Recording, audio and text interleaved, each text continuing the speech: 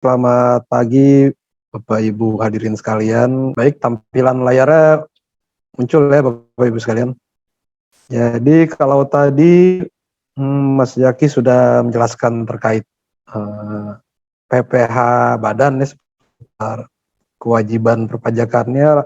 Ini salah satu kewajiban perpajakannya juga, yaitu laporan SPT tahunan badan. Kalau dulu kita mengenal ada laporan SPT tahunan via ISPT, untuk saat ini menggunakannya melalui e-form ya. SPT ini ada kewajiban wajib pajak badan, tadi sudah disampaikan juga ya, yaitu ada daftar untuk mendaftarkan diri untuk memperoleh NPWP, lalu membuat laporan keuangan atau pembukuan, lalu menghitung pajaknya jika ada pajak yang terhutang, jika jalan usahanya maksud saya, lalu membayarkan atas pajak tersebut, lalu melaporkan SPT masa dan SPT tahunan. Nah, jadi sekilas apa itu SPT ya? SPT itu surat pemberitahuan ya, yang digunakan wajib pajak untuk melaporkan penghitungan dan atau pembayaran pajak, objek pajak dan atau bukan objek pajak, dan atau harta dan kewajiban sesuai dengan ketentuan peraturan perundang-undangan perpajakan. Nah, adapun kewajiban pengisian SPT,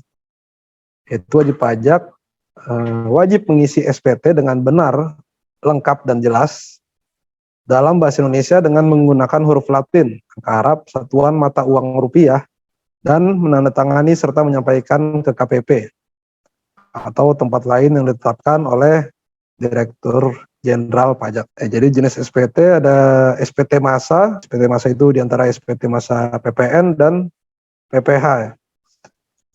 Lalu yang kedua ada SPT tahunan.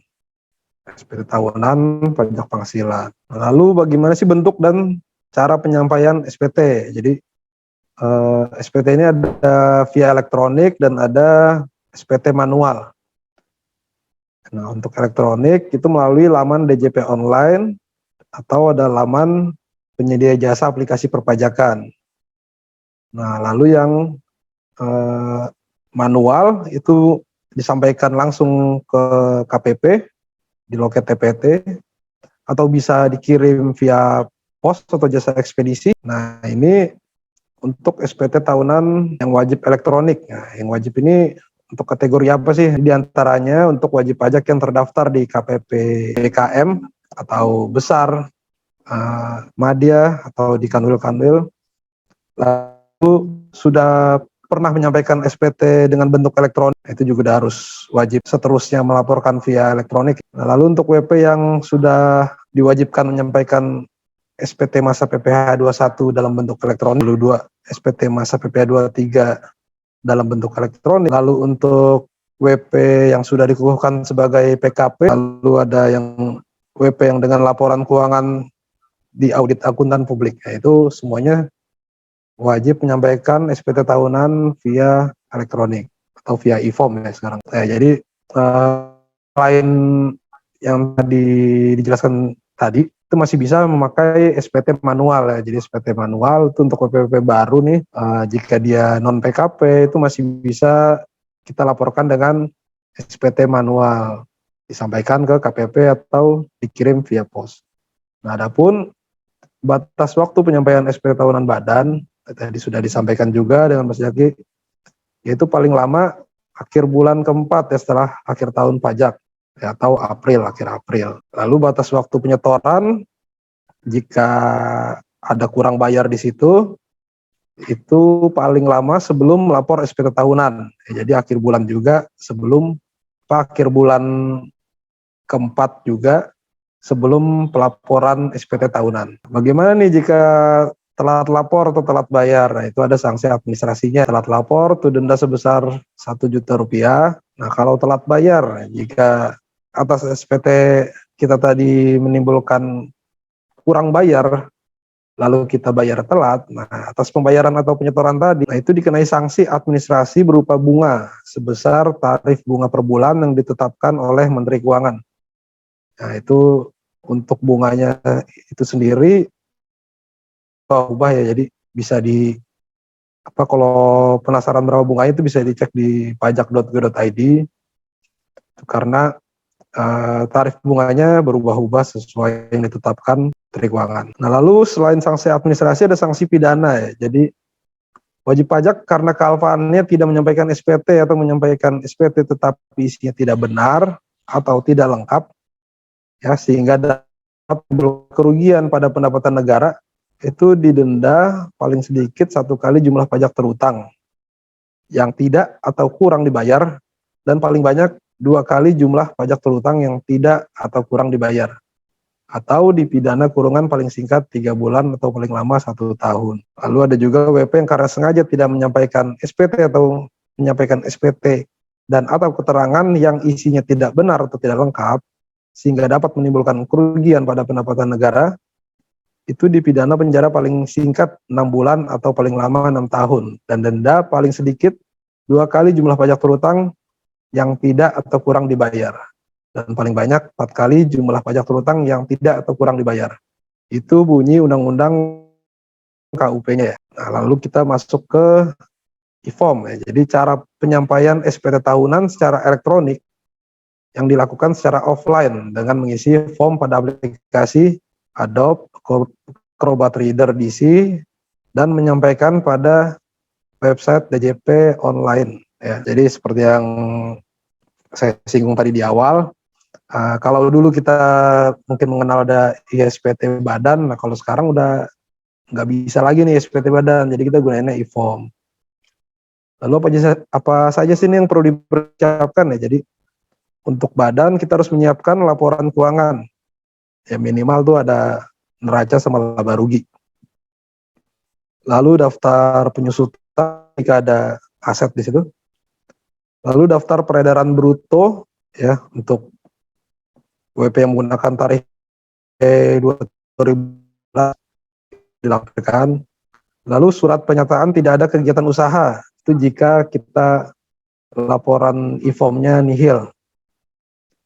Lalu data pemegang saham dan pengurus dan lampiran lainnya. Lalu kita untuk mengisi e-form kita menggunakan laptop atau komputer atau yang OS Windows ya biasanya. Lalu koneksi internet. Jadi e-form ini belum bisa digunakan via handphone nih, itu belum bisa. Nah, untuk login ke DJP online ya untuk wajib pajak baru nih, itu kita harus punya EVIN. Nah, ini cara aktivasi EVIN-nya ya.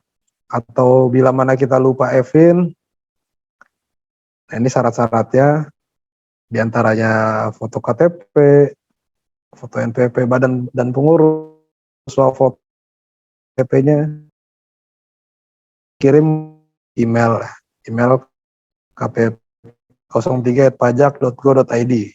Ini untuk badan khusus yang terdaftar di KPP Cibinong. Ya ini ya sekilas tentang registrasi di akun DJP online-nya. Jadi kalau kita pertama kali ini belum pernah registrasi, jadi kita daftar dulu ya registrasi. Lalu kita ketik NPWP, PIN dan kode captcha-nya lalu submit. Nah, lalu kita input nomor handphone, terus isi password yang mau kita buat untuk membuka akun DJP online kita. Nah, lalu nanti kita submit. Nah, setelah submit itu nanti akan ada email aktivasi akun dari pajak. Nah, lalu tinggal kita buka dan klik aktifkan akun, lalu kita bisa login ke DJP online. Nah, ini juga untuk yang lupa password ya. Jadi lupa password itu ngebutuhin EVIN. Jadi bisa kita pilih menu lupa kata sandi, lalu kita isi NPWP EVIN-nya, kode captcha lalu submit. Nanti kita isi password yang kita hendaki. Lalu bisa login kembali. Lanjut kita ke simulasi pengisian SPT badan ya untuk WP yang menggunakan tarif PP 23 tahun 2018. Jadi Bapak Ibu sekalian ya, saat kita pertama daftar NPWP badan di IREK ya, itu kan kita memilih ya untuk memilih menggunakan tarif PP 23 tahun 2018 atau tarif normal. Nah, itu akan menentukan nanti kita SPT tahunannya menggunakan yang model mana gitu ya. Nah, ini untuk yang contoh pertama kita pakai yang menggunakan tarif PP 23 tahun 2018. Ada contoh soalnya ya. Ada suatu PT terdaftar Januari 2020 dan omset tahun 2021 2,5 miliar. Ya, seperti ini kira-kira gambaran peredaran brutonya ini disiapkan ya untuk menggunakan tarif PP 23. Lalu ini untuk laporan keuangannya ya, dan neraca dan laba rugi. Kira-kira seperti ini gambarannya. Untuk laporan keuangan ini yaitu bisa disesuaikan dengan kondisi usaha Bapak Ibu sekalian ya, jadi nggak mesti formatnya seperti ini. Jadi disesuaikan saja. Untuk contoh formatnya nanti kita kasih link buat download laporan keuangan sederhana ya. Cuma sekali lagi untuk laporan keuangan ini formatnya disesuaikan ya dengan kegiatan usaha Bapak Ibu sekalian. Lalu kita login ke DCP online dengan isian PP, password, kode captcha. Nah, ini tampilan laman awalnya, kita pilih menu, lalu kita pilih pelaporan, lalu klik gambar e-form ya, e-form PDF. Nah, ini untuk laptop atau Bapak Ibu sekalian yang belum ada Adobe Reader, itu harus install dulu Adobe Reader-nya, atau misalkan sudah ada Adobe Reader, nah itu dicek dulu Adobe Reader-nya. Untuk membuka e-form ini harus Adobe Reader 32 bit. Ya, untuk saat ini untuk membuka e-form tersebut hanya yang Adobe Reader. Jika belum ada, itu bisa di-download juga ya. Nanti ada ini ada linknya, bisa download di situ atau bisa dicari sendiri ya. Pokoknya untuk membuka form tersebut menggunakan Adobe Reader 32 bit. Jadi kita pilih buat SPT, lalu kita pilih tahun pajaknya, status SPT normal karena ini yang pertama ya. Kita pilih pembetulan jika sudah pernah menyampaikan SPT normal ya.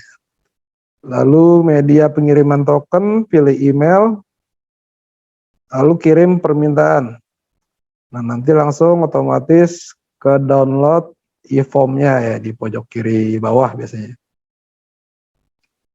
Nah, lalu kita bisa buka file e-form tersebut. Biasanya cara ngebukanya itu kita klik kanan ya. Tadi klik kanan, open with Adobe Reader. Kadang kalau kita double klik saja itu munculnya di browser dan itu nggak bisa untuk pengisian e-form-nya. Jadi caranya kita buka tadi hasil downloadan tadi dengan klik kanan open with Adobe Reader. Ya, kira-kira gambarannya seperti ini untuk tampilan awal form SPT badannya yang induk. Untuk tiap kolom merah itu harus diisi ya. Jadi yang pertama nih ada di nomor telepon, itu ada kolom merah di situ pasti. Itu diisi dengan kode telepon misalnya. Lalu di checklist tarif pasal 31E, di checklist di situ.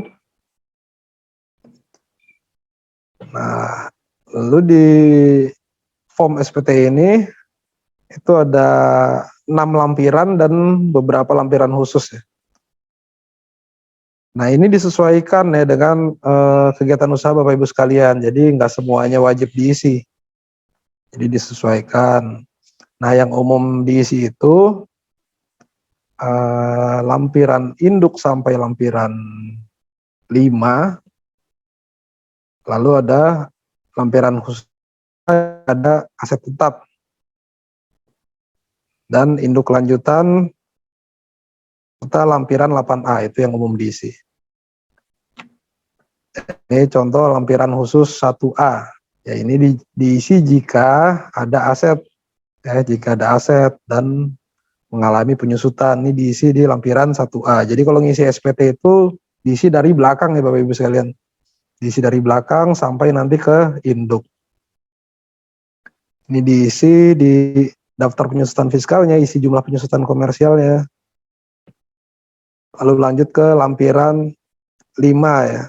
Lampiran 5 ini untuk daftar pemegang saham.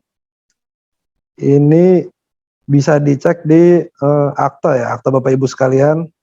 Itu disamakan saja, biasanya ada direktur, komisaris, itu di situ di bagian A beserta jumlah modalis store-nya. Lalu untuk bagian B itu kurang lebih sama isinya, hanya saja itu jabatannya ya. Jadi diisi jabatannya direktur, komisaris. Alamat kalau memang tidak muat ya secara garis besarnya saja isi alamatnya. Lalu lanjut lampiran 4. Lampiran 4 karena tadi kita ini contoh PP 23 ya. PP 23 tahun 2018, maka itu diisi di bagian nomor 14. Jenis penghasilan lainnya.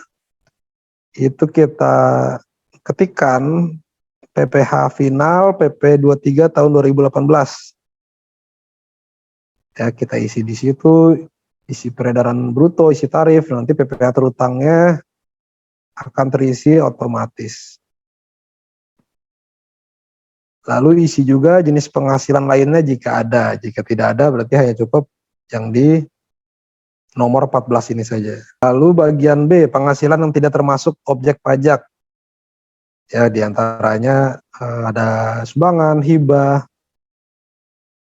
atau iuran dan penghasilan tertentu. Nah ini jika ada saja ya, kalau nggak ada di skip saja. Lalu ini kredit pajak dalam negeri ya, untuk untuk wajib pajak yang menggunakan PP 23 tahun 2018, ini seharusnya sih tidak ada ya, untuk pajak dalam negeri, karena kita sudah storein PPh kita final ya, jadi tidak ada kredit PPh 22 ataupun PPh 23 seharusnya. Namun jika ada ya diisinya di lampiran 3. Dasar pengisiannya apa? Tentu dengan bukti potongnya ya, yang dipotong atas penghasilan yang kita dapat. Nah, lanjut ke lampiran 2. Nah, lampiran 2 ini diisi ya. Ini isinya ada rincian harga pokok penjualan, lalu ada biaya usaha lainnya, dan biaya dari luar usaha. Nah, ini datanya ini didapat dari laporan laba rugi. Ini disesuaikan saja, maksudnya jika ada pos-pos yang tidak mencakup di sini, paling dimasukkan ke biaya lainnya ya. Jadi disesuaikan, karena ini nggak begitu lengkap. Nanti yang lengkapnya ditaruh di laporan keuangan yang Bapak Ibu bikin sekalian. Lalu lanjut kita ke lampiran 1. Ya, pilih lampiran 1. Itu kita isi peredaran usaha kita di bagian 1A. Nah, adapun HPP dan biaya-biaya yang lain tadi ngeling dari lampiran sebelumnya. Ya, ngeling dari yang tadi. Nah, untuk yang menggunakan tarif PP 23 tahun 2018, itu jangan lupa kita input di nomor 4, itu atas penghasilan yang dikenakan PPh final dan yang tidak termasuk objek pajak. Itu kita isi jumlah penghasilan neto komersial. Jadi kita samakan. Kalau di sini contohnya 500 juta kan ya. Itu kita samakan di nomor 4 sini. Kenapa kita taruh di sini? Karena atas penghasilan neto tadi ini dikenakan PPh final ya, PPh final. Jadi tidak dihitung lagi ke tarif pasal 17. Ya, jadi sudah dikenakan PPh final dan tidak termasuk objek pajak. Jadi jangan lupa dimasukkan di nomor 4. Lalu kita masuk ke induk lanjutan. Ya. Induk lanjutan, kita klik buka, terus kita isi tempat, Cibinong, lalu tanggal, lalu nama pengurus dan NPWP. Nah, lalu kita lanjut ke lampiran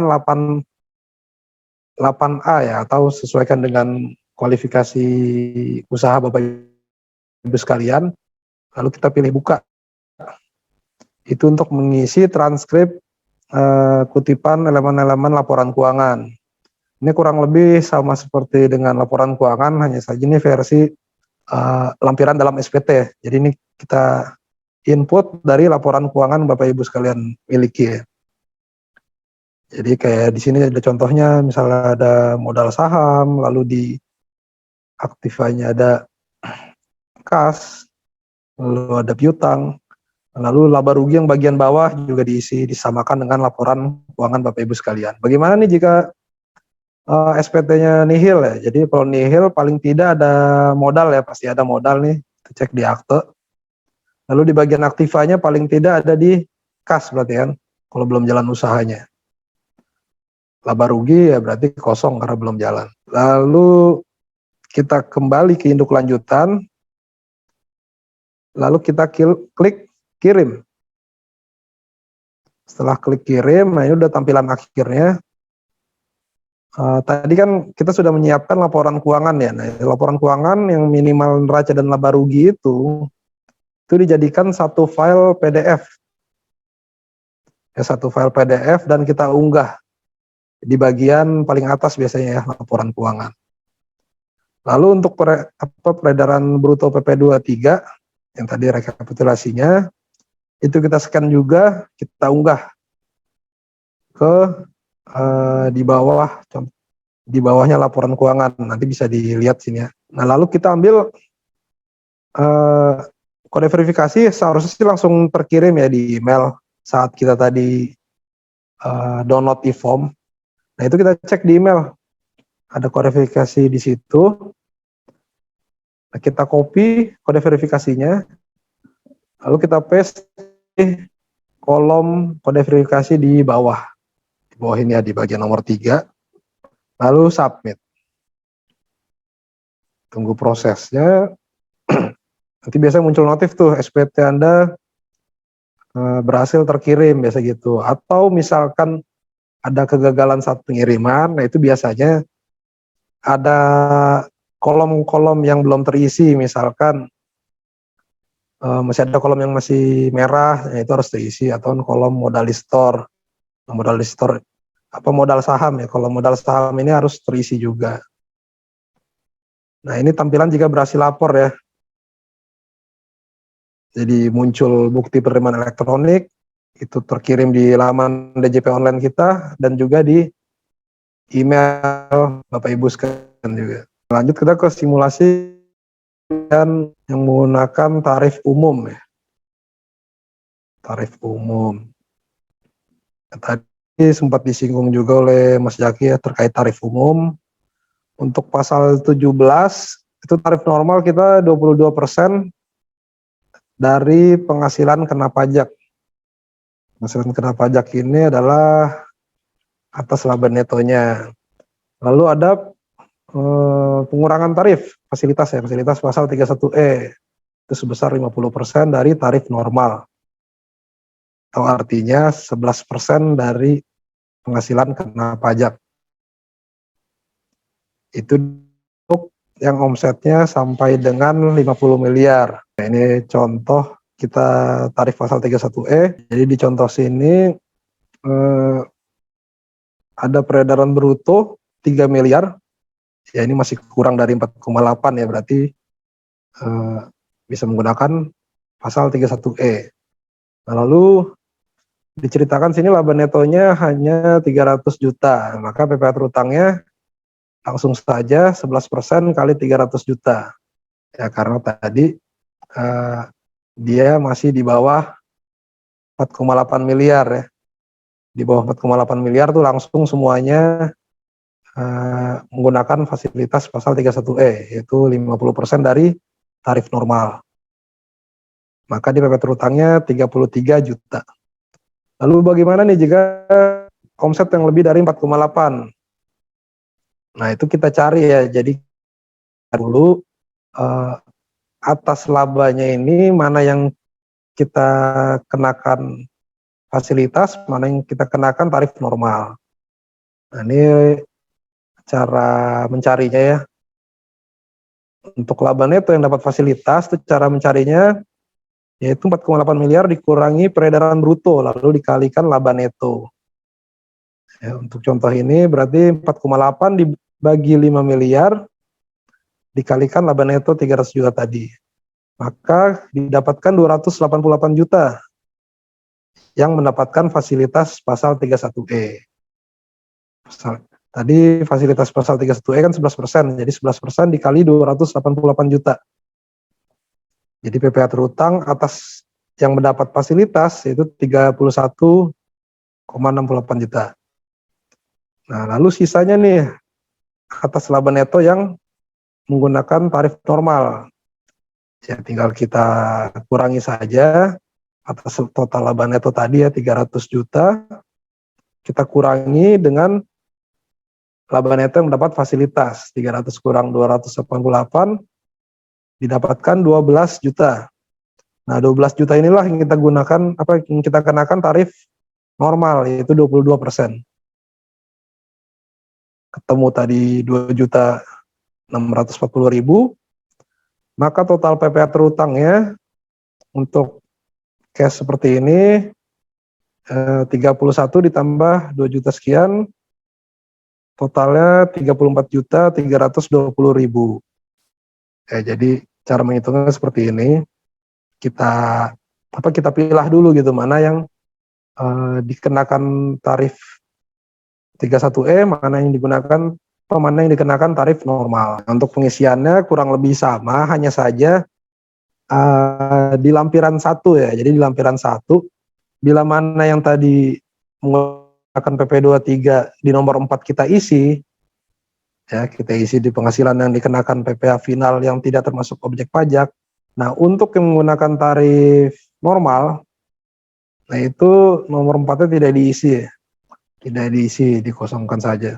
Nah, nanti di nomor 8 itu akan muncul penghasilan neto fiskalnya. Nah, silakan isi penyesuaian fiskal positif dan negatif itu jika memang ada. Jika tidak ada, tidak perlu diisi. Nah, setelah mengisi itu, maka nanti di induk, nah itu akan muncul angka ya. Kalau tadi di contoh yang PP23 2018 tadi, itu kan di induk tidak muncul ya. Nah, ini untuk yang menggunakan tarif normal atau pasal 31E ini muncul di induk. Ya, muncul di induk masalah neto fiskalnya. Lalu ini juga tadi jangan lupa ya dicentang tarif pasal 31E-nya.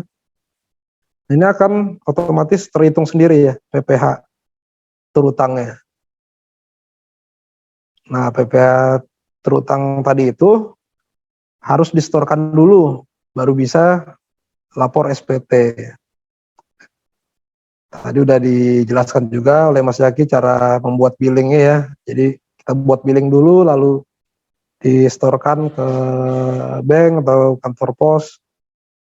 Nah, setelah distorkan tadi, baru kita bisa isi tanggal penyetoran, lalu bisa kita kirim SPT-nya. Ya. Terus nanti juga di sini akan muncul ya PPh angsuran PPh pasal 25 untuk tahun depannya ya, tahun berjalannya. Itu 1/12 dari PPh terutang kita. Nah, lalu lanjut ke kirim, tinggal kita unggah laporan keuangan yang tadi minimal neraca dan laba rugi. Lalu ada muncul nih kolom atas setoran ya. Jadi kita pilih tambah, kita isi daftar setoran kita, kode akun, kode jenis setoran, tanggal SSP, jumlah bayar, dan NTPN-nya. Nah, lalu sama kita isi nih kode verifikasi yang dikirim yang ada di email kita ya. Lalu submit. Submit, nanti muncul notifikasi SPT sudah berhasil disampaikan, lalu muncul juga bukti penerimaan elektronik di laman DJP online dan email Bapak Ibu sekalian. Nah, ini untuk cash bagaimana jika SPT lebih bayar.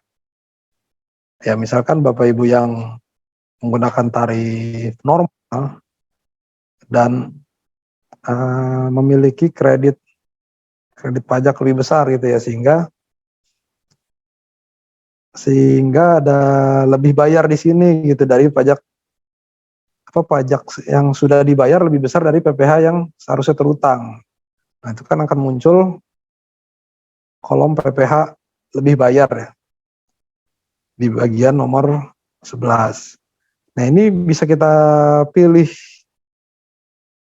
direstitusikan, lalu klik pengembalian pendahuluan untuk WP yang memenuhi pasal 17C atau 17D Undang-Undang KUP. Nah, 17C ini apa? Nah, 17C ini adalah